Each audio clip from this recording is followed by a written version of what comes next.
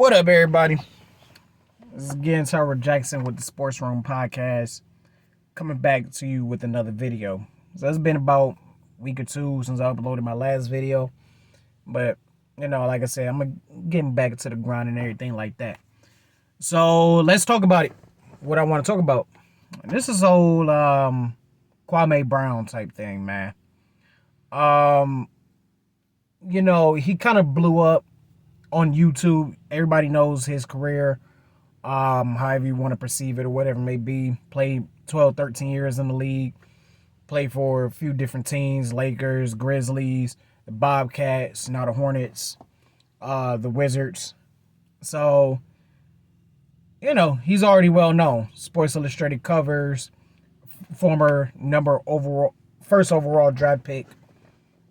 So he's well known. But if you notice, he really hasn't said a lot of things in the last 20 years. Kind of kept his mouth shut for the most part. Until, and if you guys are deep into this, until Matt Barnes and Steven Jackson said something. While they're talking to Janine Buss about how they pulled the pieces to rebuild a championship caliber team back in 2008 when they acquired Paul Gasol from the Memphis Grizzlies, and how they traded Marc Gasol, Kwame Brown, and I can't remember the third guy name. They traded like a couple more, like one or two more players. And Matt Barnes go, no, not good, Marc Gasol. And Janine's sitting there saying, and Kwame. No, Marc Gasol.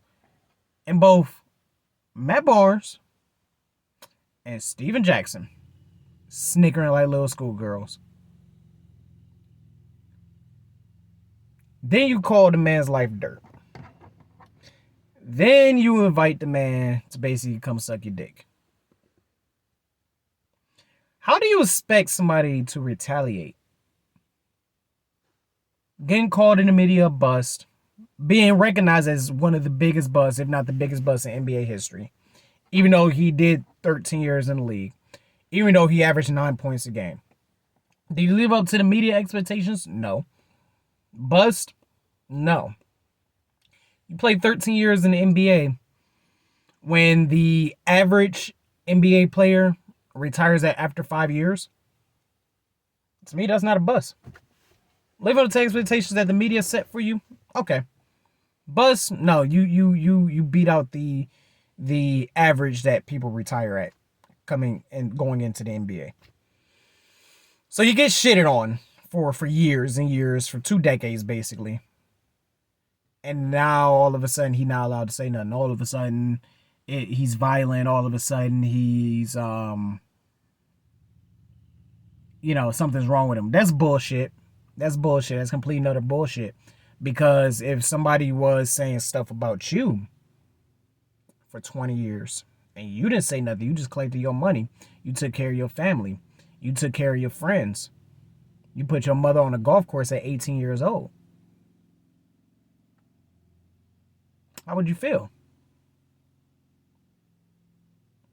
How would you feel when you sitting there minding your own business and your name's still getting brought up in a disrespectful manner?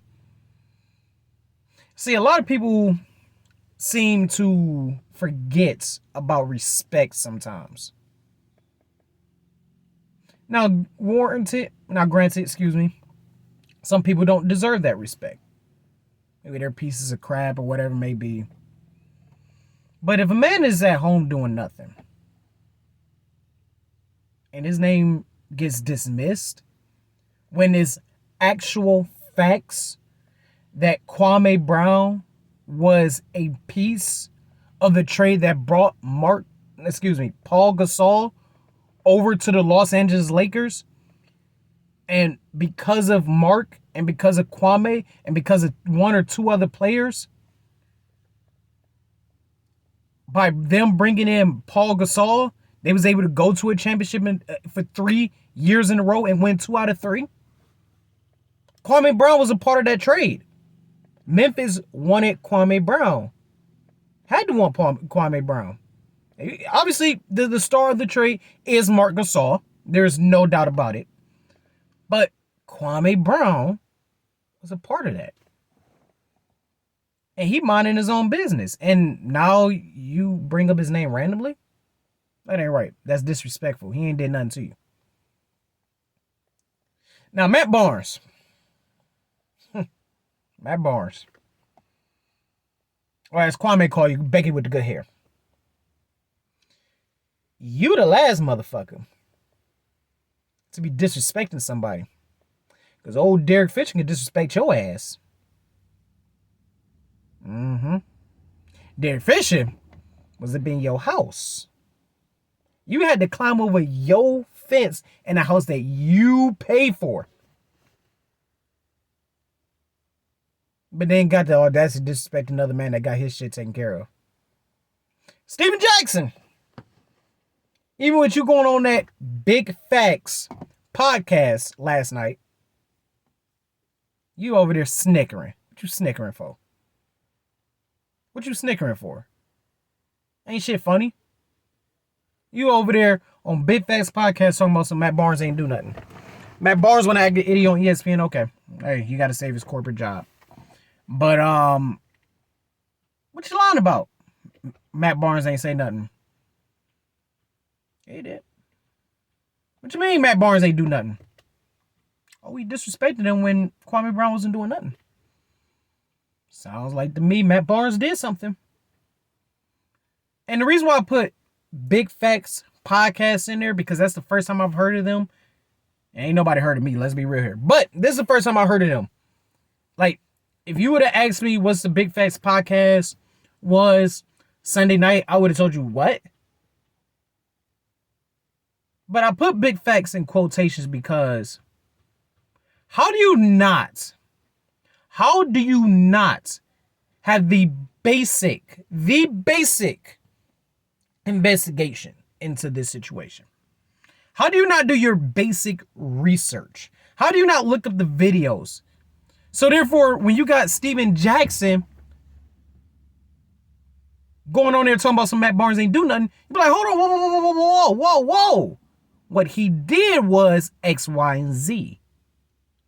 But no, you got your host or whatever the hell her name is, like, he did what? Matt Barnes ain't do nothing, so why he in his female feelings? Matt Barnes disrespected that man. Matt Barnes disregarded a man that ain't say shit to him. He ain't say shit to him. That's disrespectful. People don't get that shit. That's disrespectful. DISRESPECTFUL.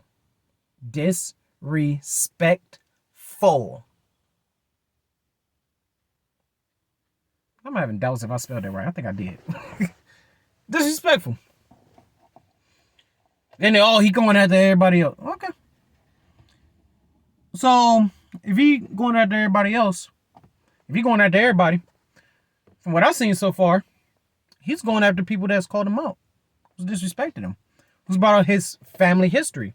Charlemagne the Lesser Charge. Let's get on your creepy ass for a minute. Because I'll tell you this right the fuck now. If I saw you doing that shit, doing the shit that you fucking do, I would have knocked your ass out. We would have been fighting. You creepy, sly, as Kwame Brown say, patch-eyed demon motherfucker. You are a disgusting son of a bitch. Sniffing women's seats, really? Jada, I sniffed your seat the last time I got up. You nasty son of a bitch. No respect for women having ass. You lesser charge taking son of a bitch. Fuck you. Fuck you, fuck the Breakfast Club, and fuck everything that you stand for. Because if you stand for the same shit I stand for, you wouldn't be doing that shit. You wouldn't be sniffing women's seats. You wouldn't be slipping Spanish flies in women's drinks. You disgraceful piece of shit. You are a disgrace. You are a disgrace. Fuck And I ain't just talking about the black community. You are a disgrace to manhood. Because real men don't do that shit. Real men don't slip Spanish flies up in women's drinks. Real men don't wait for a woman to get up and sniff they see. That's fucking nasty. That's fucking trifling. That's fucking disgusting. Talk about some, oh, I gotta make sure I get your own person to see. It be all these different smells in the sea. Why you sniffing seats in the first fucking place? You nasty son of a bitch. But okay. Okay. But these are the people that we allow on TV. Now, I don't agree with everything that Kwame Brown says, but I agree with most things. Things about Charlemagne the Lesser Charge. Which, stupid name. Your name's just Charles the Great, the God. This shit sounds stupid. But let motherfuckers like that. Throwing bunkies. Having his co-host stick his finger up in his molded ass. Throwing dildos at Danielle Rollins. Disrespecting female guests. Disrespecting his male guests. Just disrespectful. Just disrespectful. I'm scrolling on my phone real quick. It is. And I'll hurry you. I need to get that motherfucker off. He's a deviant. Hell, I say DJ Envy too. Because DJ Envy cool as fuck about it. DJ Envy asking Charlemagne the God's wife, hey, was he good the first time? How the fuck she know? She was drugged the fuck up. Talking about something, I was coherent enough to pull my hips up. That's it? No, you were raped. And DJ Envy ain't say nothing that was nothing wrong. No, that was Charlemagne the God. How was he? The fuck she know? She was fucking drugged up. And Angela Yee, you guilty too. Because you letting him do this shit without checking his ass to other women. You letting him do this shit. You sitting there ain't saying shit about what that man doing or what he did and how wrong that shit is. All three are just guilty. Especially you, Charlemagne the Lesser Charge.